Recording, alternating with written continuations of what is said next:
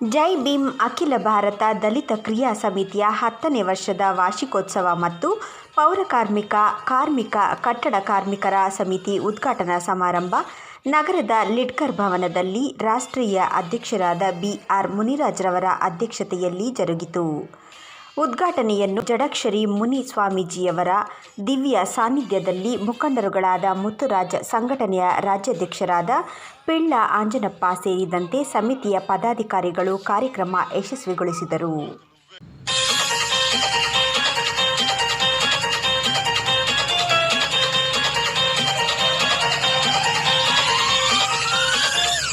ಏನಿವತ್ತು ನಮ್ಮ ಜೈ ಭೀಮ್ ಅಖಿಲ ಭಾರತ ದಲಿತ ಕ್ರಿಯಾ ಸಮಿತಿಯ 10ನೇ ವರ್ಷದ ವಾರ್ಷಿಕೋತ್ಸವ ಮತ್ತು ಕಾರ್ಮಿಕರ ಘಟಕ ಮತ್ತು ಪೌರ ಕಾರ್ಮಿಕರ ಘಟಕ ಮತ್ತು ಕಾರ್ಮಿಕ ಘಟಕವನ್ನು ಉದ್ಘಾಟನೆ ಮಾಡಿದಂಥ ನಮ್ಮ ಷಡಕ್ಷರಿ ಮುನಿಸ್ವಾಮೀಜಿಗಳ ಆಶೀರ್ವಾದ ಮಾಡಿಕೊಂಡು ಆಮೇಲೆ ಕಾರ್ಯಕ್ರಮನ ಭಾಳ ಯಶಸ್ವಿ ಮಾಡಿಕೊಟ್ಟಿದ್ದಾರೆ. ಅವರು ನಾನು ಅಭಿನಂದನೆಗಳು ಸಲ್ಲಿಸ್ತೀನಿ.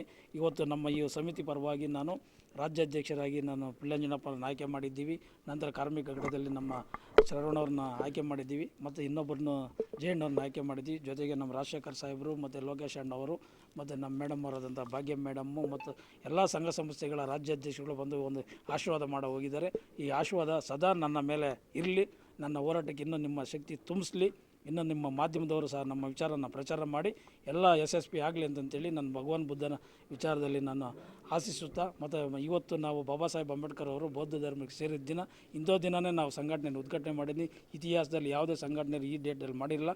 ನಮ್ಮ ಸಮಿತಿ ಏನಿದ್ರು ಪ್ರತಿ ತಿಂಗಳು 14ನೇ ತಾರೀಕು ಬಾಬಾ ಸಾಹೇಬ್ ಅಂಬೇಡ್ಕರ್ ಜಯಂತಿಗಳನ್ನು ನಾವು ಒಂದಲ್ಲ ಒಂದು ರೀತಿಯಲ್ಲಿ ಮಾಡ್ಕೊಂಡು ಹೋಗ್ತಾನೆ ಇರ್ತೀವಿ. ಅವರ ಬದುಕು ನಮಗೆ ಕಲಿಸ್ಕೊಟ್ಟಿದೆ, ಅವರ ಪ್ರೇರಣೆ ನಮ್ಮ ಮೇಲಿದೆ, ಅವರ ವಿಚಾರ ನಮ್ಮ ಅಧ್ಯಯನದಲ್ಲಿದೆ, ಅವರ ಅಭಿವ್ಯಕ್ತಿ ನಮ್ಮ ನೆಲೆಯಲ್ಲಿದೆ. ಆಮೇಲೆ ಭಗವಾನ್ ಬುದ್ಧರ ಒಂದು ನಾಮಗಳು ಪರಿವರ್ತನೆ ಆಗೋದಕ್ಕೆ ನಮಗೆಲ್ಲ ಅವಕಾಶ ಕೊಟ್ಟಿದ್ದಾರೆ. ನಾನು ಕಲಿತು ನಮ್ಮವ್ರನ್ನ ಕಲಿಸ್ಬೇಕನ್ನೋ ನನ್ನ ಪರಿಜ್ಞಾನ ಆಗಿರ್ತದೆ.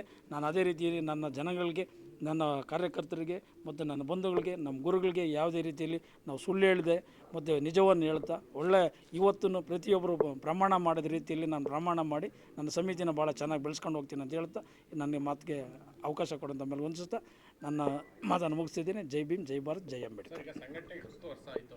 10 ವರ್ಷದಲ್ಲಿ ತಮ್ಮ ಹೋರಾಟಕ್ಕೆ ಯಶಸ್ವಿಯಾದಂಥ ಘಟನೆಗಳು ಹಲವಾರು ಇದೆ. ಸಾವಿರಾರು ಹೋರಾಟಗಳು ಮಾಡಿದ್ದೀವಿ. ಹೇಳ್ಕೊಂಬಾರ್ದು ನಾವು ನಮ್ಮ ಹೋರಾಟಗಳು ತೊಗೊಂಬಿಟ್ರೆ ಇವು ಒಳ ಮೀಸಲಾತಿಗೆ ಎಷ್ಟು ಹೋರಾಟ ಮಾಡಿದ್ವಿ, ಅದು ಮಾಡಿದ್ದೀವಿ.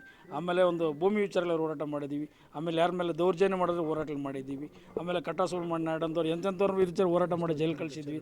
ತಮಟೆ ಚಳುವಳಿ, ಸಾವಿರಾರು ತಮಟೆ ಚಳುವಳಿ ಮಾಡ್ತಾ ಇರ್ತೀವಿ. ಇವತ್ತು ಏನಾದರೂ ಒಂದು 10 ವರ್ಷದಲ್ಲಿ ಹೋರಾಟಗಳು ಮಾಡಿದ್ದೀವಿ ಅಂದರೆ ಜೈ ಭೀಮ್ ಅಖಿಲ ಭಾರತ ದಲಿತ ಕ್ರಿಯಾ ಸಮಿತಿ ಪ್ರೋಟೋಕಾಲ್ ಪ್ರಕಾರ ನಂಬರ್ 1ನಲ್ಲಿದೆ.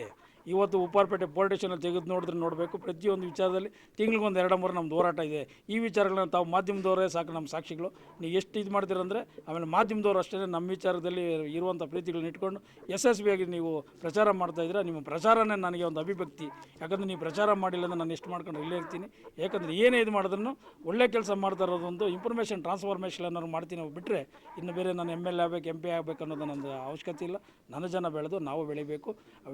ಜೊತೆಯಲ್ಲಿ ರಾಜಕೀಯದಲ್ಲಿ ಮುಂದುವರಿಬೇಕು. ನನ್ನ ಜನ ಬೆಳೀಲಿ, ಜೊತೆಗೆ ಅವ್ರ ಸಹಕಾರ ನನಗೂ ಇರ್ತದೆ, ನಮ್ಮ ಸಹಕಾರ ಅವ್ರಿಗೂ ಇರ್ತದೆ ಅಂತ ಹೇಳಿದ್ರೆ ನನ್ನ ಮಾತಿಗೆ ಬೆಳ್ತಾ ಇದ್ದೀನಿ. ಅಖಿಲ ಭಾರತ ದಲಿತ ಕ್ರಿಯಾ ಸಮಿತಿಯ 10ನೇ ವರ್ಷದ ವಾರ್ಷಿಕೋತ್ಸವ ಸಮಾರಂಭ ಇವತ್ತು ಈಗಾಗಲೇ ಯಶಸ್ವಿಯಾಗಿ ನಡೆದಿದೆ. ಅದರ ಉದ್ಘಾಟನೆಯನ್ನು ಕೂಡ ನಾವು ನೆರವೇರಿಸಿದ್ದು ತುಂಬ ಖುಷಿ ಕೊಟ್ಟಿದೆ.